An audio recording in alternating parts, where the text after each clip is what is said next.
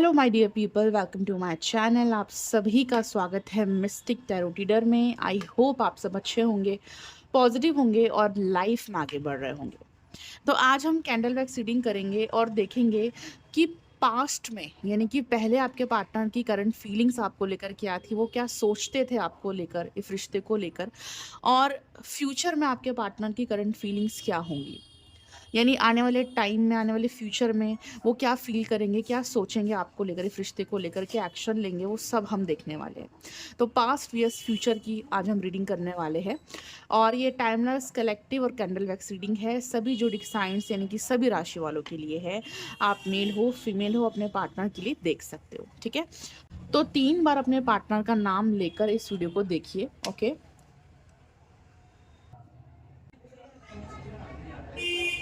Okay guys, तो अपने partner का 3 बार नाम लीजिए ताकि उनकी एनर्जीज आ सके, ठीक है। फोकस कीजिए अपने पार्टनर के ऊपर। डिवाइन हमें गाइड करे, जो भी लोग इस रीडिंग को देख रहे हैं अपने पार्टनर के लिए, उनके पार्टनर की पास्ट में क्या फीलिंग्स थी, वो इस रिश्ते को लेकर क्या सोचते थे, क्या उनका माइंडसेट था, हमें गाइड करे।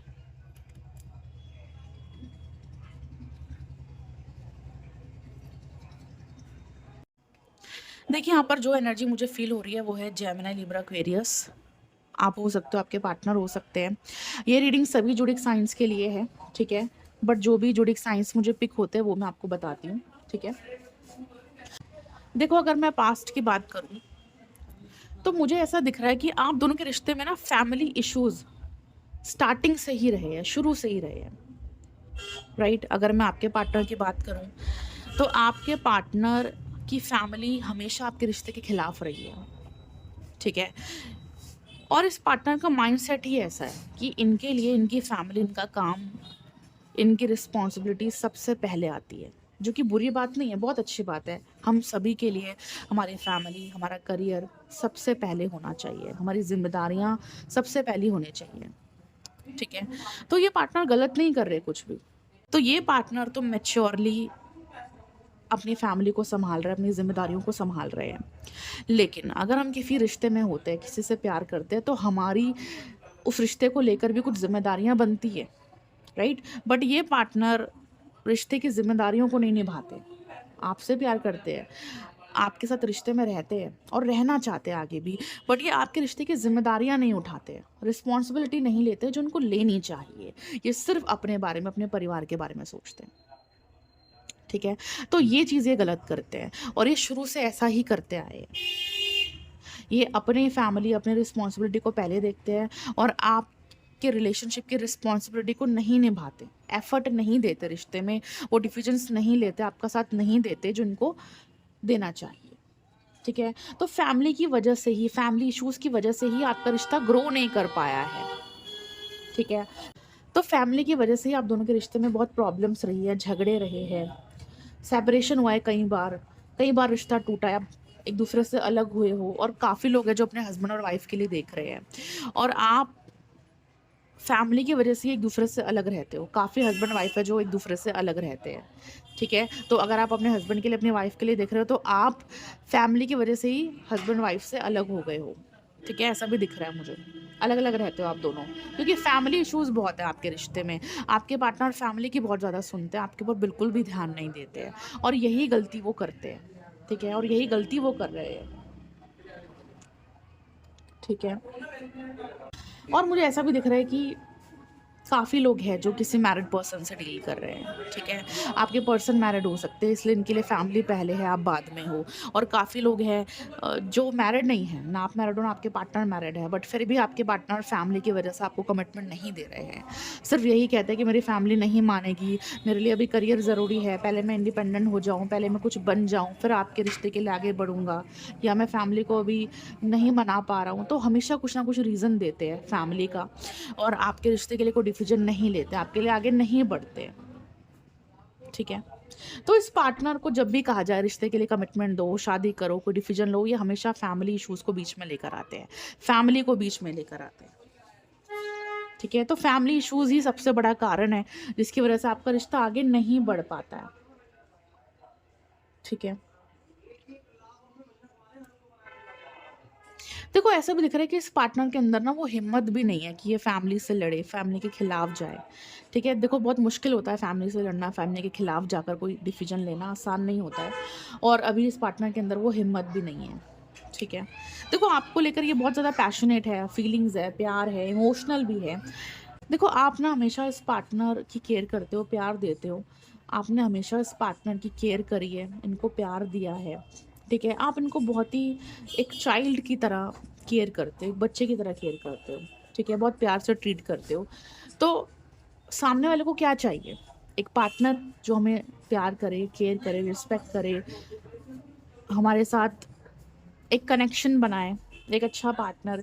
तो जो अच्छा पार्टनर आपके पार्टनर इमेजिन करते हैं, जो चाहते हैं अपनी लाइफ में, वो आप हो ऑलरेडी, राइट? तो जैसे पार्टनर ये चाहते थे अपनी लाइफ में, आप वैसे ही हो।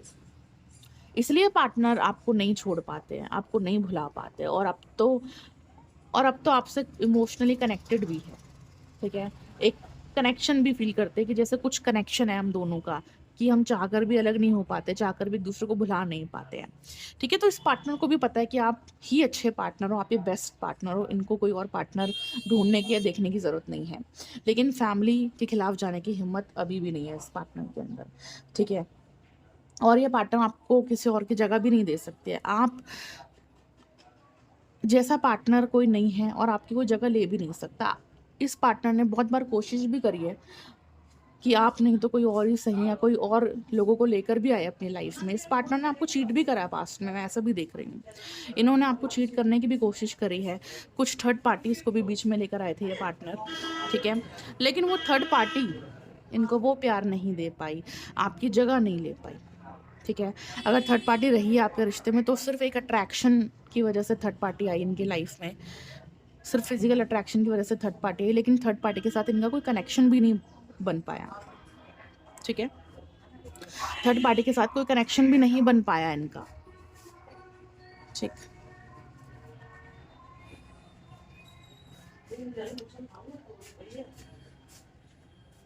लेकिन मुझे ऐसा दिख रहा है कि इस पार्टनर का ईगो भी बहुत ज़्यादा है, ठीक है? अपने ईगो की वजह से भी इस पार्टनर ने काफ़ी कुछ गलत करा है, गलत बिहेव करा है आपके साथ और इनके ईगो की वजह से ना थर्ड पार्टी ने भी इनको कोई भाव नहीं दिया है, मुझे ऐसा दिख रहा है, ठीक है? ये थर्ड पार्टी को लेकर तो आए लेकिन इनके ईगो की वजह से थर्ड पार्टी भी इनको हैंडल नहीं कर पाई, राइट? और आप ही इनका ईगो हैंडल करते हो, कोई और इनका ईगो हैंडल नहीं कर पाता है क्योंकि ईगो भी है इस पार्टनर के अंदर बहुत ज़्यादा, ठीक है ना?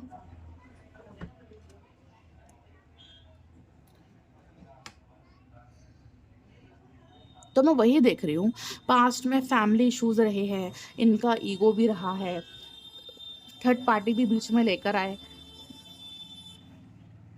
आपके रिश्ते के लिए एफर्ट भी नहीं दिए। तो आपका रिश्ता बहुत ख़राब रहा है, बहुत प्रॉब्लम्स रही है, बहुत झगड़े रहे हैं, बहुत सेपरेशन हुआ है कई बार, ठीक है? तो बड़ी बड़ी परिस्थितियाँ ख़राब रही है आपके रिश्ते की, ठीक है? इस पार्टनर का माइंडसेट भी बहुत ख़राब रहा है, राइट?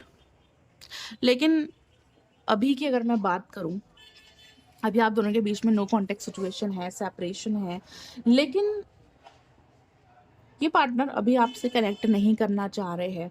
अभी नो कॉन्टैक्ट सिचुएशन मुझे जारी दिख रही है, कंटिन्यू दिख रही है, क्योंकि ये पार्टनर अगर आगे बढ़ेंगे आपके लिए तो बहुत ही स्लो बढ़ेंगे, इतनी जल्दी आगे नहीं बढ़ेंगे, क्योंकि ये पार्टनर अभी बहुत ज़्यादा कंफ्यूज्ड है।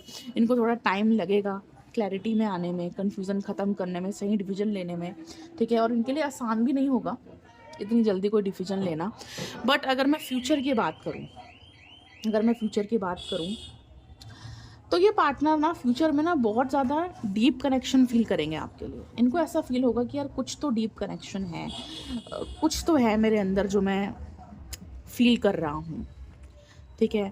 मैं बहुत डीप कनेक्शन फ़ील कर रहा हूँ, फीलिंग्स, इमोशंस फ़ील कर रहा हूँ, एक कनेक्शन फ़ील कर पा रहा हूँ और मैं दूर भी नहीं जा पा रहा हूँ इस पार्टनर से। मैं ऐसा फ़ील कर रहा हूँ कि जैसे ये पार्टनर मेरे पास है, ठीक है?